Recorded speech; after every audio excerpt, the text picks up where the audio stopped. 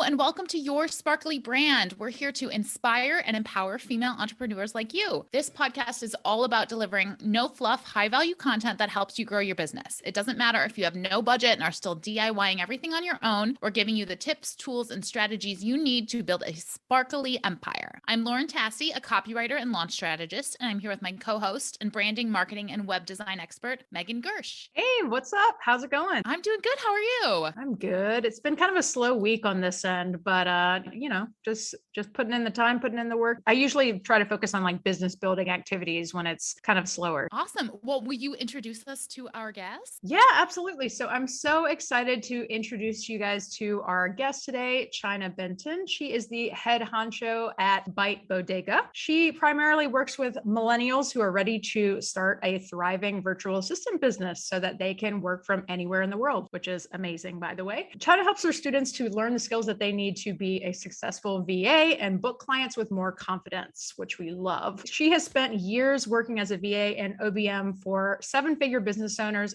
who have been featured in Forbes, FitFabfun, CNN, and more. And now she's on a mission to help other awesome people do the same. So welcome to the podcast. So excited to have you. Thank you so much. I'm so excited to be here. So Chynna, before we jump into your story, we do like to start each episode by sharing a sparkly moment of a week. It's like a little win or a celebration, something that you can just kind of feel good about and a little sparkly. Awesome. Meg, so do you have a sparkly moment? Yeah. So I have started to work on, essentially it's going to be like a DIY branding product for my audience. I'm super excited about that. I have just started to plan it and started to organize the pieces of it. So it's essentially going to be a product where even if you are not a designer yourself, you can at least get some bare bones brand guidelines in place. So more to come on that soon. But what about you, Lauren? Ooh, that sounds very interesting. So I'm just sort of like realizing that I'm in a really great place right now for myself personally. I've kind of had some ups and downs over the past few months with like clients that weren't a right fit coming to me and me having a hard time saying no and just sort of all of it feeling a little mismatched. And right now, this is luckily the last podcast before the wedding. So I have one great client who's paying me well, loves what I'm doing. I love working with him and it's not taking up much of my time. So I have all this personal time to do all the crazy stuff I need to do. And then I spend like an hour or two a day on client work. And then I just do the rest of it is living my life. So sort of realizing that all those ups and downs have led me to be right where I need to be right now. I love that so much. We love a good work-life balance. And, I'm sure you're feeling good about that as you kind of move towards the wedding. So Chynna, do you have one that you want to share as well? Yeah. So I live outside of Boston now, but I'm originally from Pennsylvania and my whole family is there. And this past weekend, I took a long weekend to go home and visit everyone for the first time in a very long time. And I came back today. This is actually my first day back to the office. And thankfully my team and between my team members and the systems that we've built, I came back feeling not super overwhelmed and drowning in all of the tasks and everything that kind of went to the wayside while I took time off. And that was one of the first times that happened in general. So I was really, really grateful and just like wanted to acknowledge that like we are moving in an awesome direction and,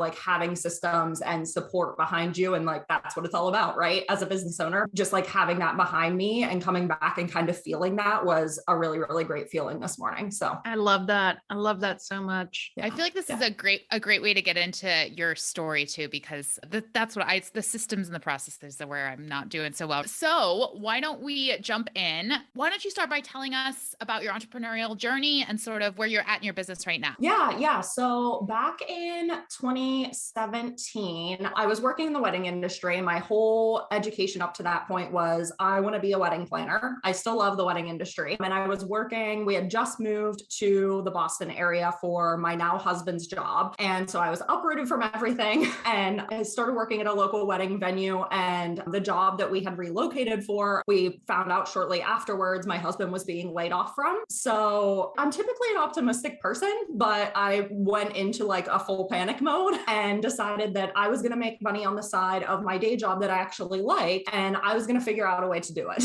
And I found the virtual assistant world and I kind of just like dove in head first and accidentally quit my job 6 months later because I just like grew so quickly and my clients were wonderful to me. And thankfully in that kind of 6 month period, my husband found a new job and all was well there. But I found that I kind of thrived in the organization and the back ends of everything. And I really loved what I was doing. And it just didn't make sense for me to drive 45 minutes to work, drive 45 minutes home, not have any vacation, and just have all the inconveniences of working a regular job whenever I could do VA work full time and make just as much money, if not more. So that's kind of how I stumbled into entrepreneurship and didn't really intend to, but it all worked out for the best. Fast forward several years and I transitioned into an OBM role, working on a higher level with 6-figure, 7-figure business owners, managing all of their processes, systems, all those good things, and did a lot of Pinterest management work as well. And now,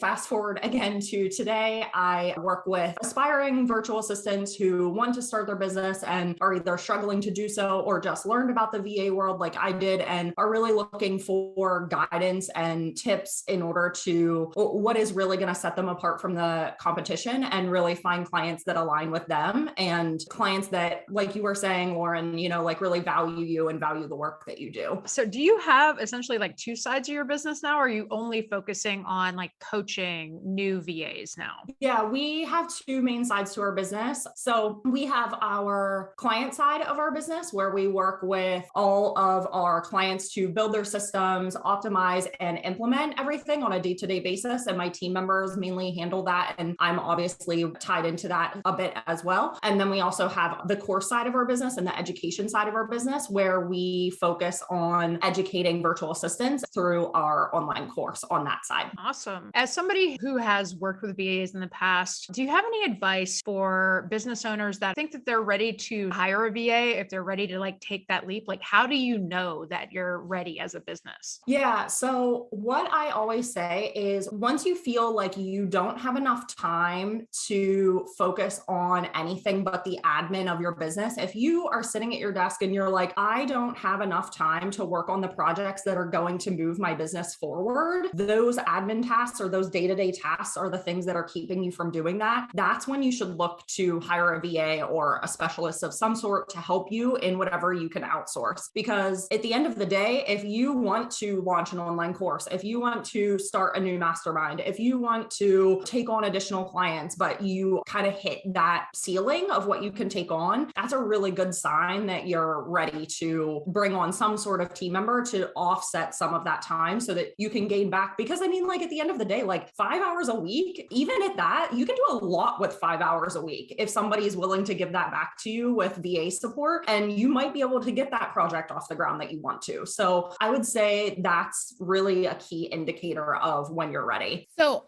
I struggle a lot with delegating. Like I'm definitely a control freak. Do you have any tips or like for someone like me who maybe really like has no idea how to sort of hand things over in their business? Do you have any advice for that? Yes, absolutely. So this is where my nerdy side comes in, but I am a huge fan of SOPs, which if you're not familiar are standard operating procedures. And what I find happens a lot, and maybe you'll resonate with this, business owners will hire a VA because they know they need help. They know they need to outsource, but they don't have that SOP or that training material in place for that VA to learn how it is that you as a business owner, control freak who obsesses over their business because it's awesome, wants it done, right? So you can say to me as your VA, hey, I want one blog post drafted every week. Well, that's awesome, but that gave me like little to no information about how you want that blog post formatted. Do you want it to be 300 words or 1,500 words? Do you use header tags? There's a million other questions that come into play. So what I would say is every single task that that you're going to outsource from the beginning, before you even hire that person, have an SOP in place. And what this can look like is a Google Doc that's written out step by step, like this is step 1 to writing a blog post. This is step 2. And you can have those parameters in there. This is how I like it done. And you can put all of those nitty gritty details in there so that your VA knows that that's what you're looking for, right? So they can format it to be exactly how you want it to look. And another way that you can do this, so there's a Google Doc kind of structure, and then there's a Loom video or a screen recording that we all know and love in the freelancing world, where you can film yourself doing the exact thing that you plan to outsource and talk your way through it. And then whenever you hire your VA, basically say to them, okay, here's your training video, watch this. I give you all the step-by-step details that you're going to need. And if you have any questions, let me know. And that's going to give them 95% of the information they're going to need without you having to handhold them, send endless revisions back and forth. And it's a really, really good way to make sure that all of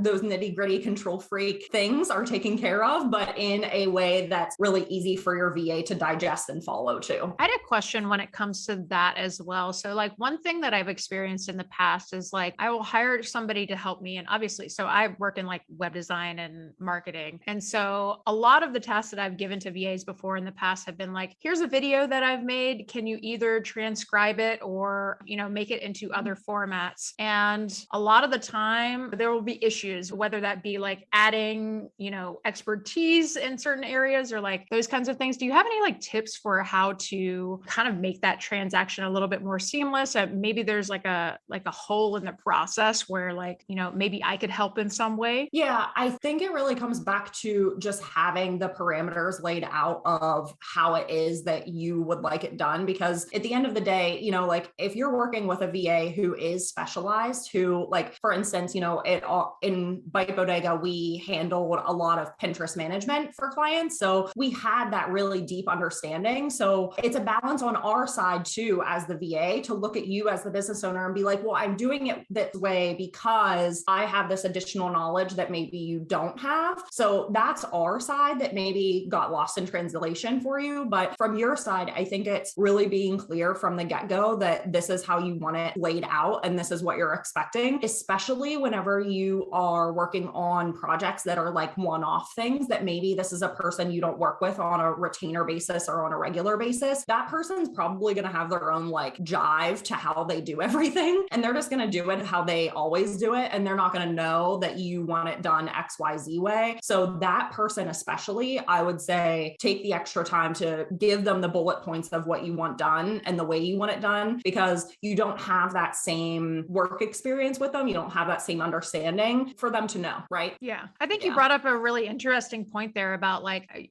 if you are specifically trying to market to like a platform like Pinterest or something like that, finding a specialized VA might be a helpful kind of route to go. Any other tips that you would recommend on how to find the right VA for you? So making sure that it's a good fit for your business. Yeah. What I always tell business owners is be really clear about what it is that you need out of your VA, right? So sitting down and really taking some critical time and saying like, do I need this person to be available during the workday? Do I need this person X amount of hours a week? What specific tasks? And I always say like 3 to 5 tasks at a max, right? That you can start with, that that these are the 5 things that you need to get off your plate. And these are the things that you need help with, because you might find, to your point just a moment ago, you might find that you really only need a content specialist. Like you don't need a general VA, but if your tasks are blog creation and posting to Instagram, writing captions, making graphics, and really generating content for you, you might not even need a generalist VA. Once you do that kind of back end work and you realize what it is that you need, you might be able to just go hire a specialist and get even better performance on what you need, just because you took that time to really get clear on what it is that you need out of your VA. The other side is just work style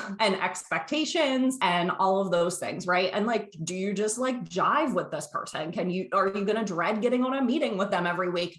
Are you excited to have them as a member of your team that you can be proud of? We work with a lot of wedding professionals because I'm the wedding person, right? And it's really important to them because they do client work that the person that they work with, they are really confident in to talk to their clients, right? Because they have that personal connection to their clients. So whenever you interview your VAs or whenever you're looking for your person, talk to your business friends, see if you have any referrals, because that's always a really good place to start. Because if your biz besties have a VA that they really like, chances are you'll get along with them really well. And really just go with your gut. Make sure you get on a call with them, get on a Zoom call, on a Google chat, whatever it is, and like actually see them and have a real conversation and feel them out, and really ask yourself after the call, like, is this a person that I would want my client to talk to, right? Or I would want my student to talk to? And do I feel like they're going to be supported and heard? And do I feel like this person is going to see my people, my audience, right? And I think that that's a really, really important piece that if in your heart, at the end of the day, if this person has the skills, right? If you feel in your heart that this person's going to care for your people, you can teach them to do anything, but you can't teach somebody to care. So just finding that person that you feel that way about, I think is really the end all be all to everything. And that's what I tell my students too. You know, at the end of the day, you can learn how to organize Google Docs. You can learn to make an SOP or send an email newsletter or whatever it is that your clients need. But, you know, if you care about their business in a way that no other VA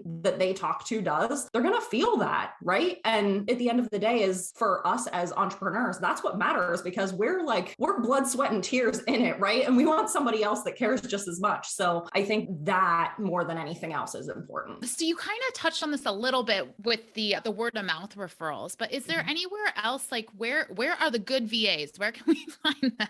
Yeah. So Facebook groups are really great. I want to be very clear that this is not knocking anyone that uses a freelancing platform, but you don't always find gems there, but you absolutely can find gems there. But my main place is really Instagram. If you like go and search yourself and find people and find VAs and like look at their content and see if you feel a connection to them and you like the graphics that they're designing for their own business, that's usually a good sign that you would jive with them and that they have the skills that you need. But Facebook groups is a really, really good resource, because even if you don't have a direct referral from a close friend like you two, if you go into a Facebook group and say, hey, I'm looking for a VA, these are the 5 things that I've decided that I need help with, you know, does anybody have recommendations? Now, you are going to get VAs that are like, I'm recommending myself, and that's totally normal, but you will have other business owners that are just like, oh my gosh, you need my person. They're the best. They can do everything that you listed off. And it's like a referral, but not, right? Like it is, but it's just not from someone that you know. And that's a really, really good way to go about it as well. I love that. Thank you for those recommendations. So I want to shift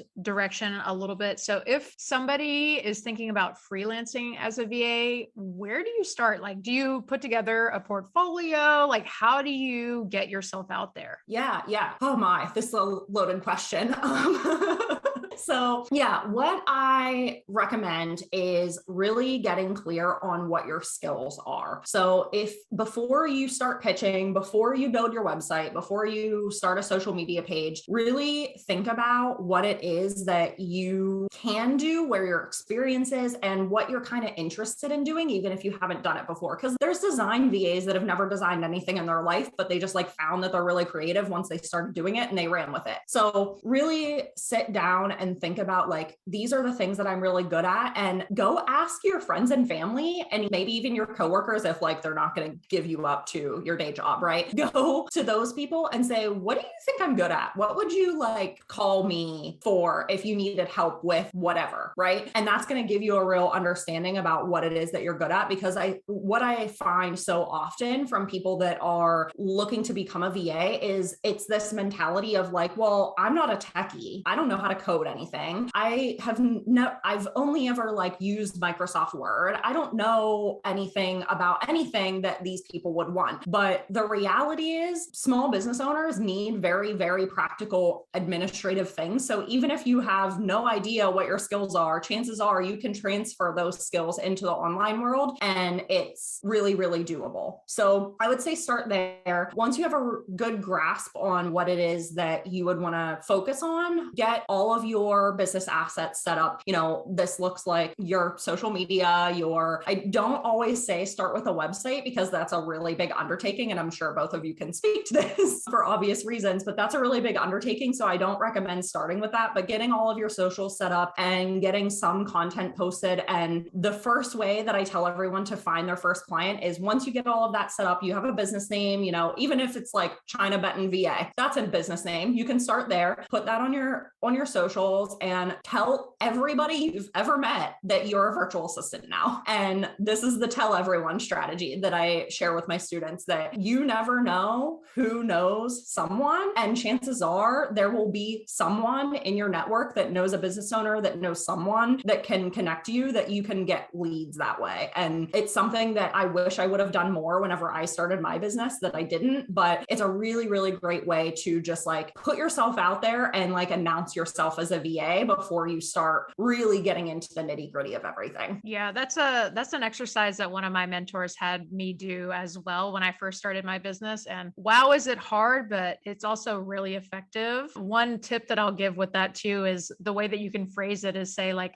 is there anyone in your network that you know that might need this? So that way it kind of takes the pressure off that person and it puts it into like, oh, I'm just like introducing myself as like this new identity. Is there anyone that you know that I might be able to help? Yes, absolutely. And it kind of removes the pressure from that person to like be that person for you. Exactly. And they have the ability to say no really easily if they want to, or they can say nothing at all. And that's fine too. You can just move on with your life and find the next person. So what was one aha moment or big turning point for you in your business? Oh man, I think the aha moment, the biggest one for me personally was right at the beginning whenever I booked my 8-hour a week client, which was like my biggest client that I had ever booked. And it was like 2 months after I started my business, like before I quit my day job, I was still working on the side. And it was like, oh, this is not just something where people are looking for like 2 hours a week of like, can you just label my emails for me? This is something where people are actually willing to invest real money in this. And this is something that I could make real money at. And that was definitely an aha moment of this does not need to be just a filler for your husband's layoff. This can be a real career option because there are people that are willing to hire you and there are people willing to pay real money for what it is that you do. And yeah, I think that was the moment that I was like, okay, I can really not just make money, but make a real career out of this. I love that so much. I feel like everybody has that moment in their business where you get like an ideal client and they're paying you properly. And it's just like, whoa, like somebody actually wants to hire me for this. And I'm like having fun too. Like, what the heck? Yes,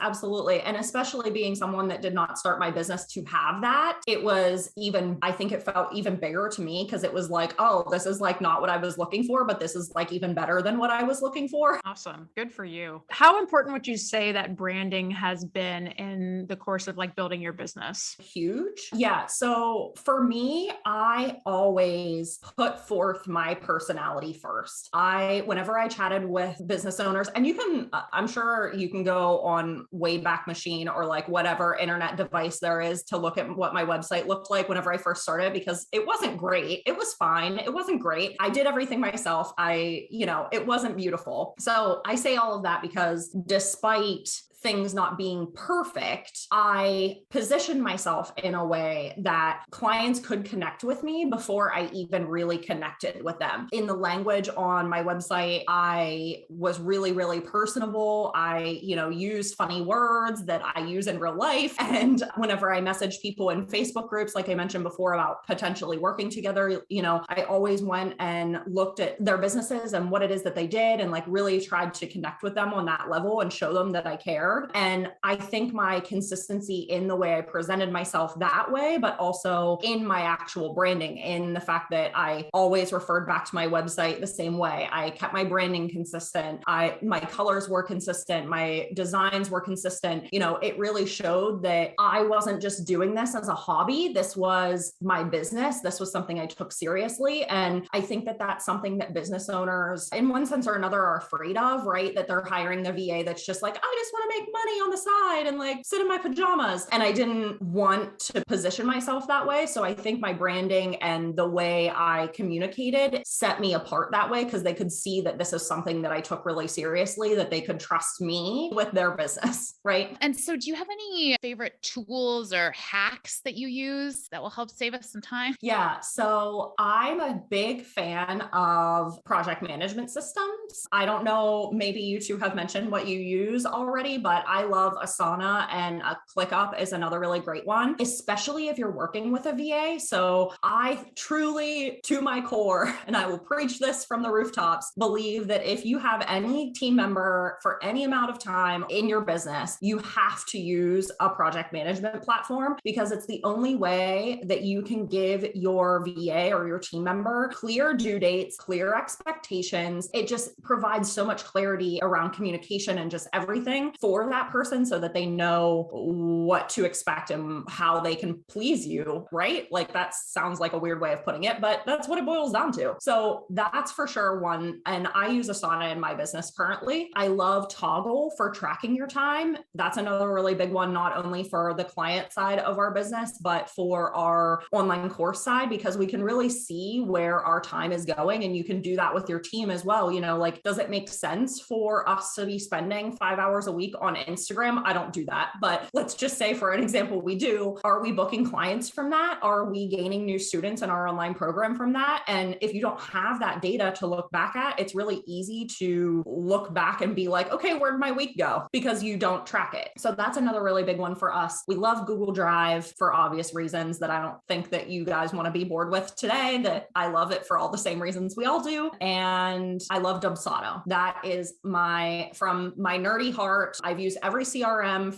with every client that I've utilized or that I've worked with in one way or another. I've circled through them all, and I can say with full confidence that they're all great. They all serve different purposes and they all do different things well, but Dubsado is by far like my number one choice. So I'll step off my soapbox about that, but that's the number one for me. I am new to Dubsado and I had a VA set up my Dubsado. So I'm still figuring it all out. But yes, it's definitely, I feel like it's like the best, it has the most of everything you need because there's not one that has everything, unfortunately. Yes, it's completely true. And Dubsado definitely has a learning curve to it. And I tell everyone this, and I tell my students this too, because I advise in our program for you to use that as well. But you do have to like commit. And I'm happy that you had a VA set it up for you, because like that's a big curve, like kind of that you did away with, right? But even just using it on a day-to-day basis, there's a huge learning curve, but I say with full confidence that it's worth it. So power through. It'll be worth it, I promise. And so we ask all of our guests on the podcast that come on the podcast this, but if you could go back in time and give your younger business self one piece of advice, tell them one thing, what would that be? I feel like this is going to be like very internet online marketing-y of me, but I would truly say to quit my job earlier and feel confident to do that, because at the time I really, really liked my day job.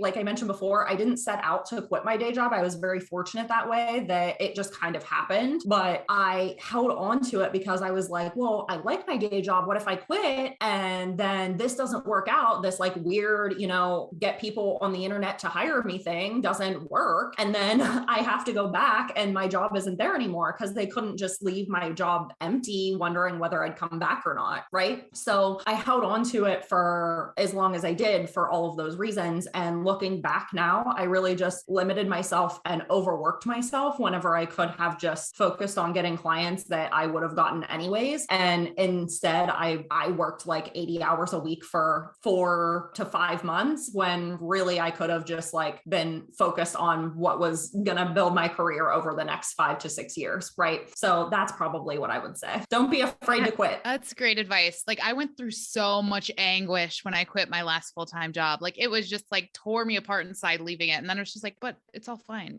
Like it's all fine. Yes. Yes. And I've heard this story from so many business owners too, that they're like, 2 weeks after I quit my job, I panicked and went and got a part-time job because I just like couldn't fathom making the full-time income from my job. But yeah, looking back now, I would have been like, you need to just relax and not work 80 hours a week and just focus on what's making you money. I feel like that's like the most common story amongst entrepreneurs is just like, oh, I wish I would have quit sooner. And the thing about like working for another person's business or a corporation or whatever it is like oftentimes I feel like we feel so much anguish and, have all of this kind of emotional turmoil when it comes to quitting. But like, if you think about the flip side of that, like the business will go on after you. Like there's not like that reciprocated, like, oh, you're leaving. Like, oh, like, I mean, of course there's going to be some of that from like coworkers and stuff like that. But like at the end of the day, like they're going to hire somebody else. It's just like, it's not a two-way street in that regard. Yes. Yes. I completely agree. And I kind of had that realization at the time too, that I was like, if I decided that, because at the time, and I didn't mention this earlier, at the time, my current job, as much as I loved it, upper management was kind of like not giving me the raise I deserved, which is a whole nother story, but maybe that would have pushed me to go get a different job anyways. And my point in saying this is like, if you quit your job and it doesn't work out, there will always be another job that you can just go get, right? right? Like, I think we feel like when we quit, it's like, okay, like I'm an entrepreneur now and this is all I can do for the rest of my life. And hopefully that is how it works out. But like you said, the business world doesn't cease to exist, and people will always be hiring people. People will always have job positions available. There will always be a safety net for you if and when you need it. And I think that recognizing that and acknowledging that gives at least me a lot of comfort around making that leap. Yeah. So having talked about this now, let me ask you this. So would you ever go back to the business world? No.